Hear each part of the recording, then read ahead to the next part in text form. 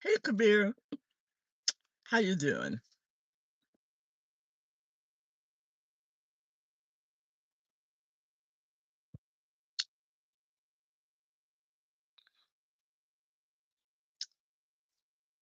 How's your Friday going so far?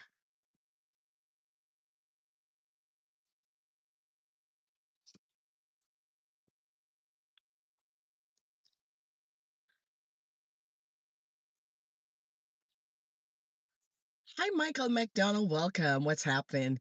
Yeah, I'm just, oh, you just got back from dinner. Oh, I hope you had a good dinner, Kabir. Yeah, I'm just out here. I'll turn it around by so you'll see where I am. It's kind of like a little waterfront area. You can see straight ahead. That's the Governor Cuomo Bridge. And this is the Hudson River here. And yeah, so they're still trying to figure out what they're gonna do to the right side of this, park area, yeah. But, there was an article in the New York Post about, I guess, grade, switching. I guess the principal decided to, change the grade for a particular student that, the teacher had given without letting the teacher know that they were going to change it. So it kind of started a trajectory, like a slippery slope, so to speak, of harassment, I guess, from the leader of the school and, anxiety development and stress. And so the teacher, I guess, wound up is either in the process of suing or has sued the school. But to make a long story short, the media got, wind of it. And so I got to thinking, and I'm sure that there may have been stories like that previously before with manipulating grades.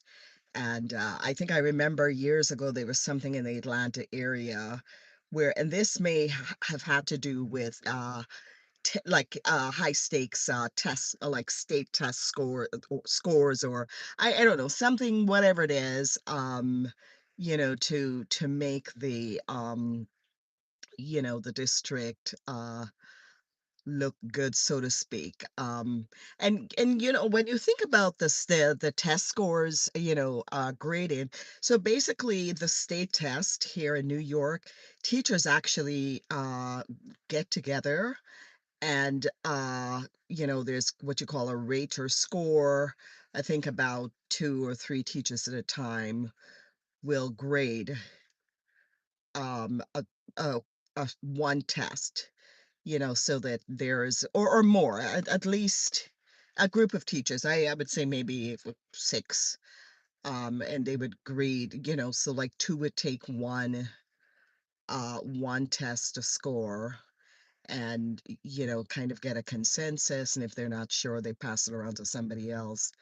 And so that's kind of how some of the tests are actually scored. I know that I've actually experienced. Yeah, hi Crystal. I am doing great, thank you. Hello, let me know where you guys are tuning in from. Yes, if you haven't subscribed, feel free to subscribe. Hope you like my vibe. Hope this is something that you're going to enjoy the experience of this channel. I actually touch a little bit of this and a little bit of that. Um, you know, um, yeah, just to talk about and just to share. So that's why, oh, you're from Pakistan. Welcome, welcome, welcome. In fact, one of my colleagues, coworker, teacher's assistant, she's from Pakistan and she's probably there right now. Oh, well, thank you for subscribing. Thank you so much. Yeah. And so that's why I title it, Has Education Gone Dark? Because what I'm actually seeing is that, you know, it's no longer, it should be about the kids. It should be about creating successful outcome for kids. But now it's gotten to the point where it's really very competitive, and it's about the leaders of the school and the principal. Okay, I've been here before. Love your streets. Oh, thank you. Appreciate it. Oh, yeah, that's right. Yes. You're okay. Let me put my glasses on. Oh my God. Yes, gosh. Yes, thank you, thank you, thank you, thank you, thank you, yes, for the encouragement.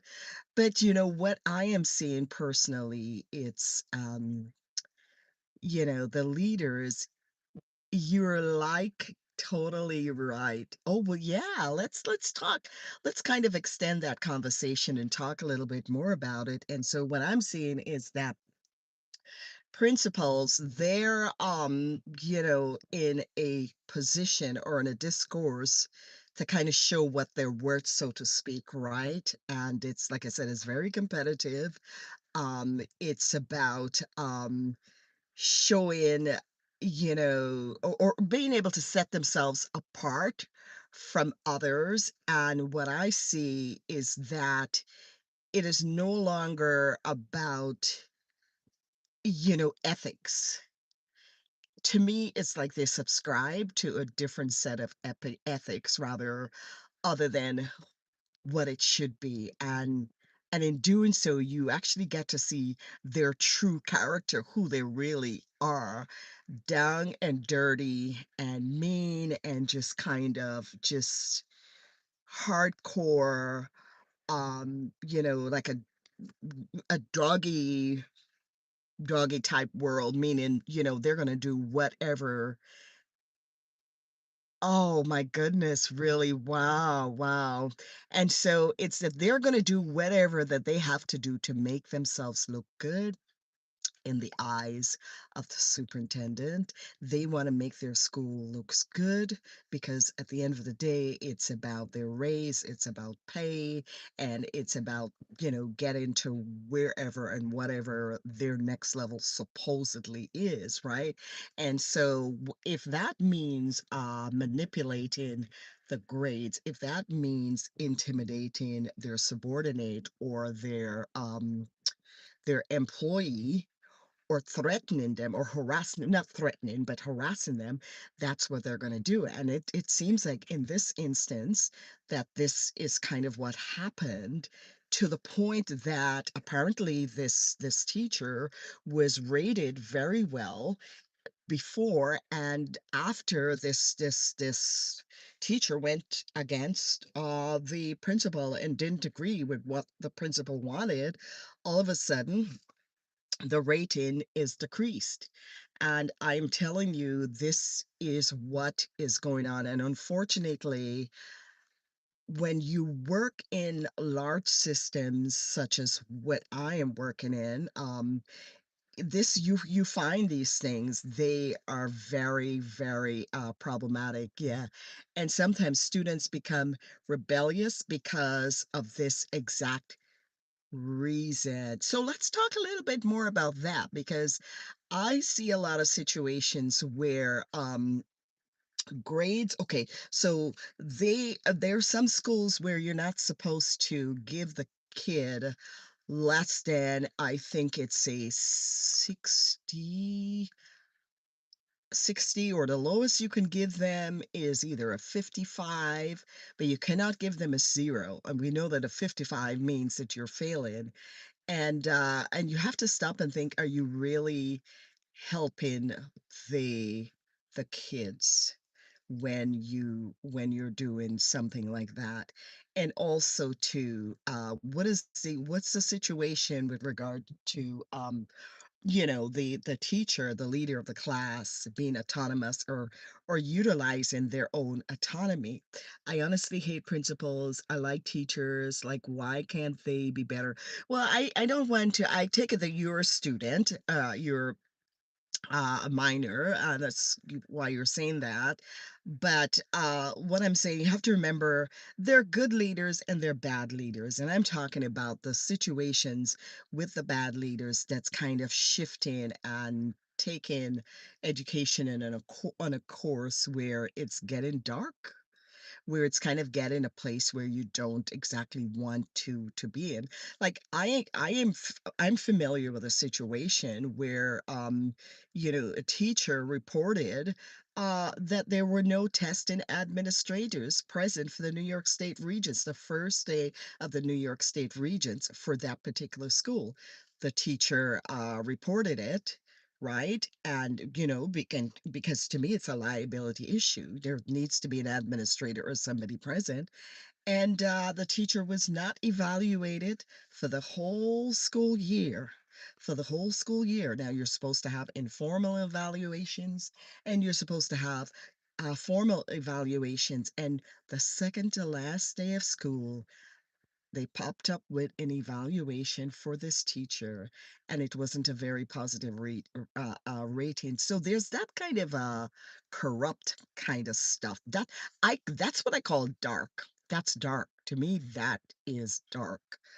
That is a place and space where, as a leader, you shouldn't have to navigate to, because we are here to be role models for the kids and to set an example, because that's why we went into education. So why would a leader want to do something like that? Why would a leader want to shift and change the teacher's grade without letting the teacher know? So that's what I mean by education going dark. That is exactly what I'm referring to. Join the conversation, you guys.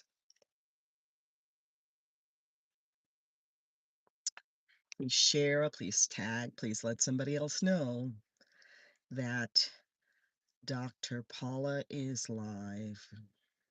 Okay, let's see here. Pakistan, their teachers on government schools, they just come in big cars to collect salary, but they don't even bother teaching. Really? You guys have that kind of stuff there in Pakistan? That is what I'm talking about. There's corruption. They don't even bother to teach the students. Yeah. Well, I so far I haven't seen that here, I have to say, in the States. And I've taught in different states, different schools, and I'm really thankful for that experience that I really cherish. But I haven't seen that. I do know that there is a lot of kind of disagreement with, or like what I see, it's like if the principal doesn't like you. So to me, in order to really kind of survive in a school, you have to do exactly kind of what the principal wants. And if you deviate away from that, that's when the trouble starts. Hi, Nana Mama, welcome back. How you doing? Yeah, we're talking about education. We're talking about education, in my opinion, turning dark. Or has it always been dark? Ah, so this is where I am. Okay, I'm nice. Yeah, I'm doing great, thank you. This is where I am. This is finishing up the second week of my summer break since school has been out. Yes.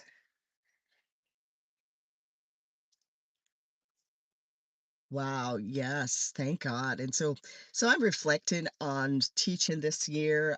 Also, I was prompted to talk a little bit about this because there was an article in the New York Post. Okay, I need this thing to dry here. I'm going to leave it right there.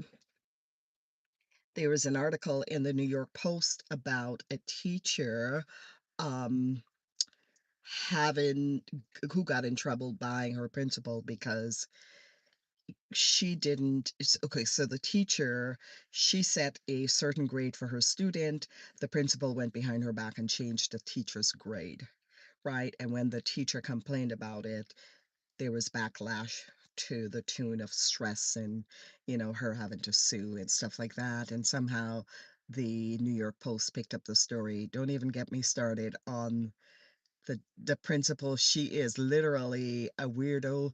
She comes in just like once a week. Really? Are you serious? Wow.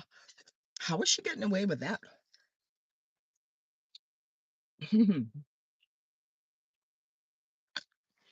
This is what I'm saying. It's like these principals are getting paid the big money, right? The big bucks, so that they can harass. No, the question is, are they getting paid the big bucks to misuse or abuse their power? That's the question that I want to ask. And people are just tired of it. It's like, everyone starts out with a certain type of training, and then people navigate on different courses to choose to be administrator or leaders.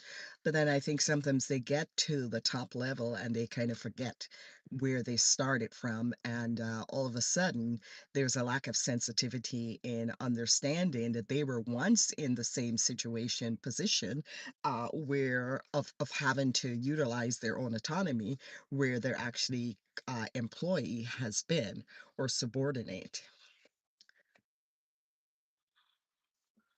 Yeah, so we just need to start looking at things differently, and I think that it's important for the public to know about stories like this. So I'm really glad that the New York Post really did cover. Let's fix this here since I covered the storyline, because parents pay taxes, and they need to know what's going on in the school system. They need to know how their child is being treated. They need to know how their child is being taught. And they need to know what the teachers you know, are actually doing. Not only that, they need to know how the teachers are being treated too, not just how their child. It is messed up, yes. Crystal X Ho, hope I pronounced your name right. Yeah. For mostly these type of things get taken down. Yeah. Yes. But it's just and to me, teachers, they need to have a space where they can voice their concerns and actually even want to come together to create change, right? To help to fix. They need to be on the same panel and the same board to fix and create that change that needs to be.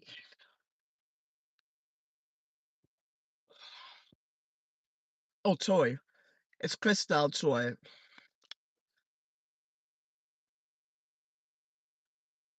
Oh, she's a character from Lookism Manwa or Mawa.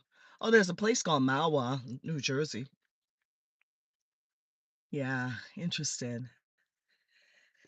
But yeah, do me a favor, if you can share the stream, so somebody else will know that we're just having this conversation. It's a very important conversation. Tag, tag, tag. And so it's like, what do we do to fix this issue? What can be done? What can be done? Yes, there are schools and places that have unions, but then you think about unions, they're supposed to advocate for their members and stuff like that, but sometimes I would beg to differ that they don't. They're kind of like, in my opinion, sometimes it seems like they're working along with the very people that they shouldn't be necessarily working along with. I mean, they're supposed to be like a mediator and stuff like that. It's like manga, basically anime. Oh, okay, okay, okay. Now, Krista, I hope you got permission from your parents to be in this stream. Oh, it is, 2:13. What time is it there where you are?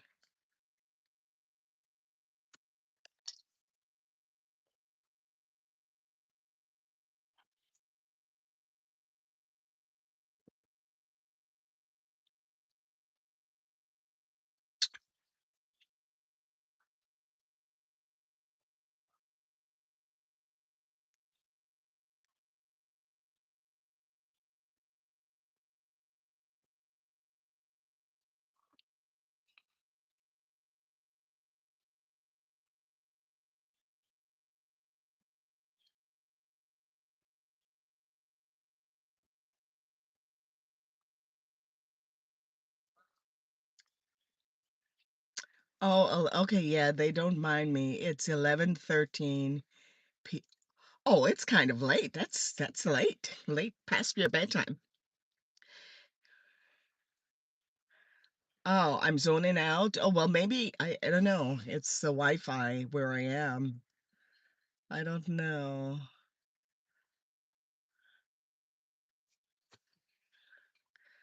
Do me a favor, please like, share, comment, subscribe if you haven't already done so. I'm gonna give this another, let's see, it's 2 like 6 minutes or so, like 5 minutes. Yeah.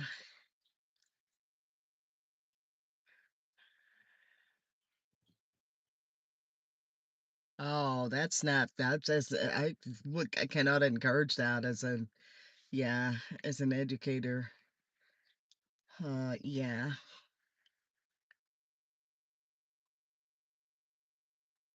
So what okay, what grade are you in? Well, first of all, how old are you? You're telling me you have insomnia. What how old are you and you've got insomnia? What's going on? Are you playing too much anime?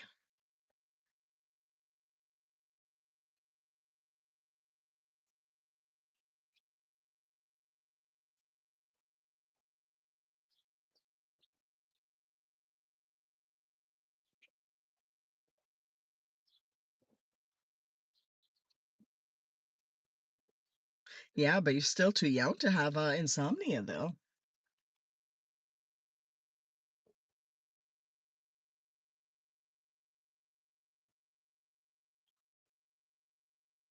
Oh, okay, okay, okay. What's the weather like there now? It's gotta be warm there in Pakistan, right?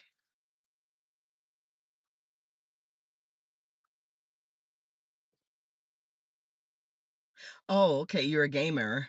Okay. You're in college? Okay, okay.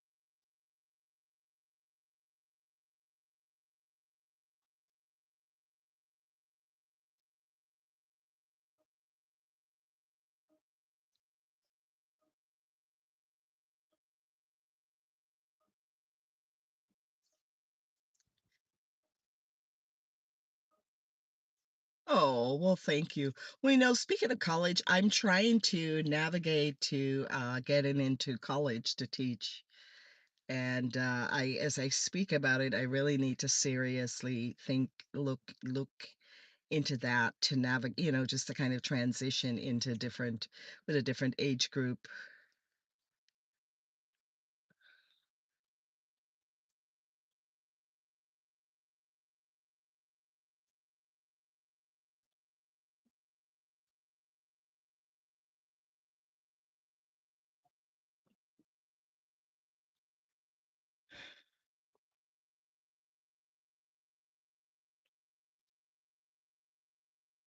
Thank you.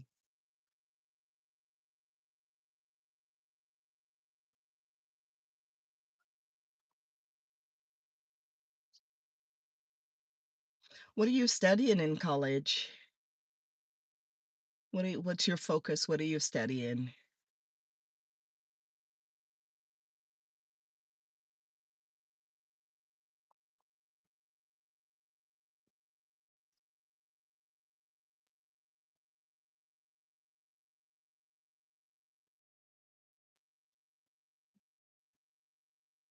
Oh, NPP, what's that?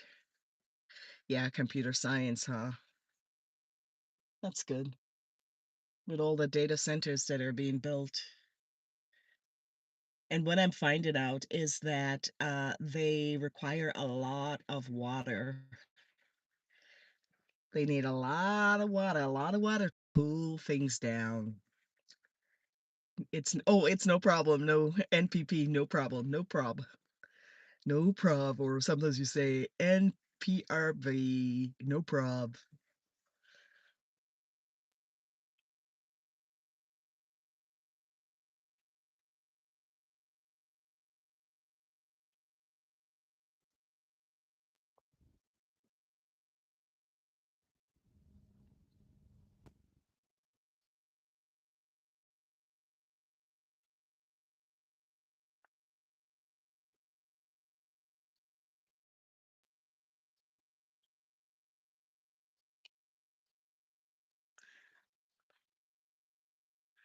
So I don't know what it's going to take to actually fix that problem.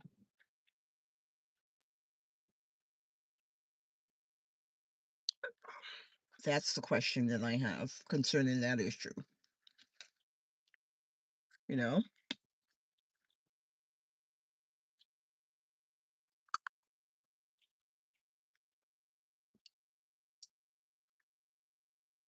Yeah, maybe better management.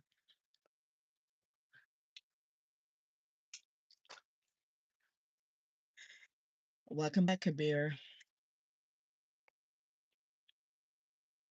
We're talking about how do we fix the problem in education with it going dark.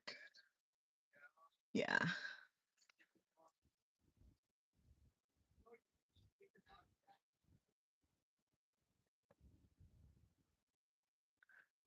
that actually care, yeah, about their teachers and employees rather than money. Exactly. Exactly. They should be the first priority, caring and being empathetic. Empathy should be the first very important trait that they need to have. Very important trait. So I definitely agree. And thank you for that suggestion.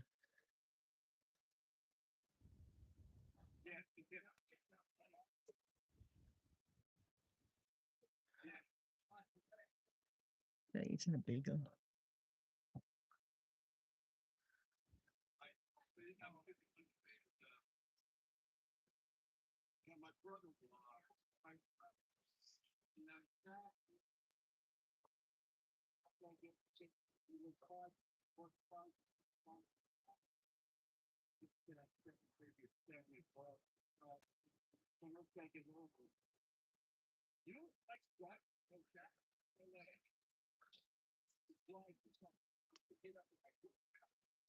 And the other thing too,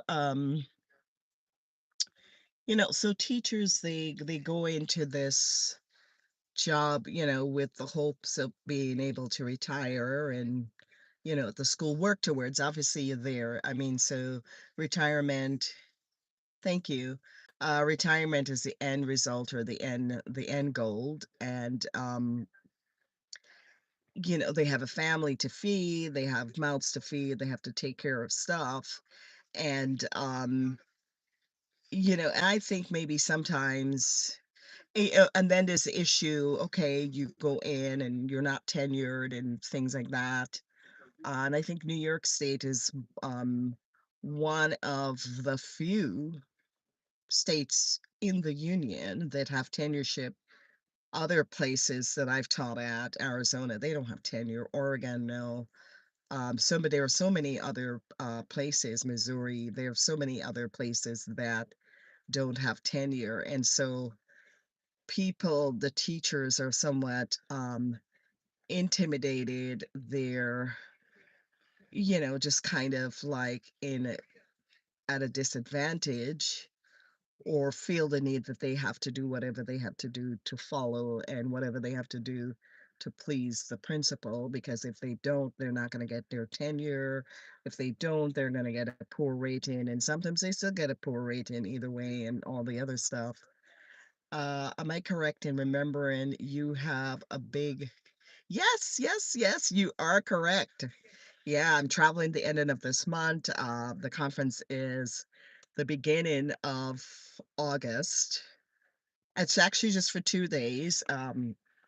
So I'll be there for 5 days and then I'll fly back. So I fly into Rome, then from Rome, because I had to kind of like split things up this way to kind of navigate getting, cost, productive, type fee, whatever, for the airline tickets.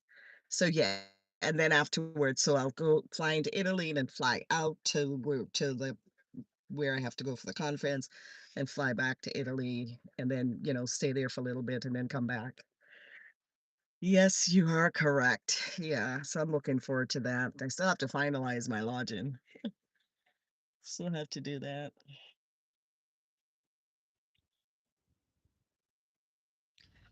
Yes, I'm going to be presenting on the importance of emotional intelligence in the workforce. Importance of emotional intelligence. So that's kind of some of the stuff that I'm talking about. The right now, the lack of empathy, even in the education setting, the lack of empathy. Oh, you've never gone before? Because remember the last time I was in Portugal, you said you had gone. Oh no, sorry. I think okay. It was Colombia. You had gone to the same restaurant that I'd gone to. So you may I don't know, we may have mentioned before, you may have gone to Portugal before too as well. I'm not exactly sure. Yeah. Yeah, so this will be my 3rd time going back to Italy. Well, yeah, I fly in, fly out, then come back in. So I don't know if that's 3rd or 4th.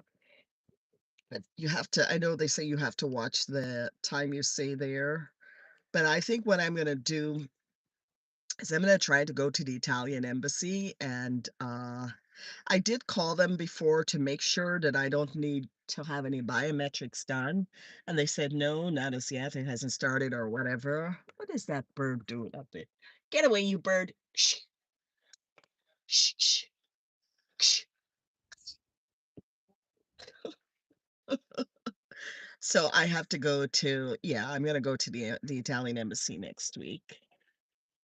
Yep, and I'm gonna take my little, Italian translation book. Yeah, let's see here. What is your opinion on parents who don't even allow their kids to make friends online and they just don't understand their kids? They don't respect their choices and they just keep saying they'll do what they like for their children. Okay. So quite a lot of points there. One thing I will suggest, you said you're 17, I'll take it, that's what you said you are. I really don't know whether you're 17, older, younger, or whatever the case is. But you have to remember, because I'm a parent too, and I know that there online spaces that and they're predators, online, and I think your parents are safeguarded against that, and as long as you're under their care, I think you should listen to their directive. They've got to be a reason.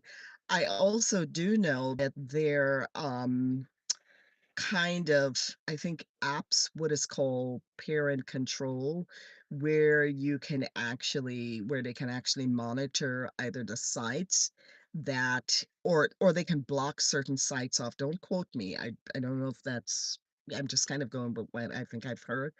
And then I do know of situations where kids have been bullied online, parents didn't even know.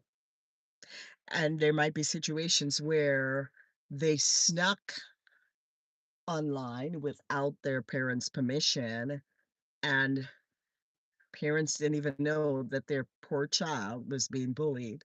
So, yeah, I am not here to tell a parent how to care and take care of their, but what I will tell you, the internet can be a very dark place, and you kind of need to just watch it and careful. Because I also experienced that, and I'm an adult. I literally had to shut down my TikTok account about, let's see, 3 years ago.